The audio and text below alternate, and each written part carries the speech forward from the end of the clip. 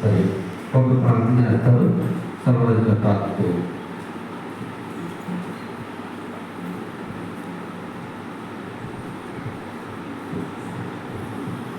ప్రార్థన.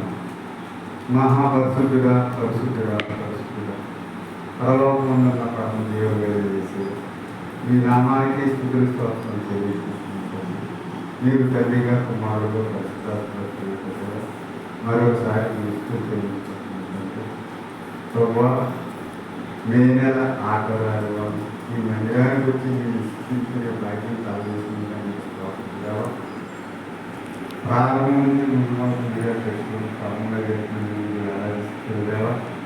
అలాగే నేను మా వదిలి గారు సాక్ష్యం చెప్తారు, అయ్యగారు వాకింగ్ చెప్తారు, అలాగే మా బ్రదర్ కూడా వాకింగ్ చెప్తారు. మీకు తెలియకున్న ఆయన స్థితిని బట్టి ఆయన ఎప్పుడు మాకు తెలుసు ఆయన చెప్పిన వాక్యం మీకు తెలియదు కాబట్టి నిజమానుగా వివరించారు కాబట్టి మీకు మాట్లాడారు. అలాగే ఆయన ఈ రోజు అందరిలో ఈ వెనకాలను చూసుకుని కనపరిచి త్వరగా ఉన్న వేసిన మనం వేడుకుంటున్నాం. ఆమేన్.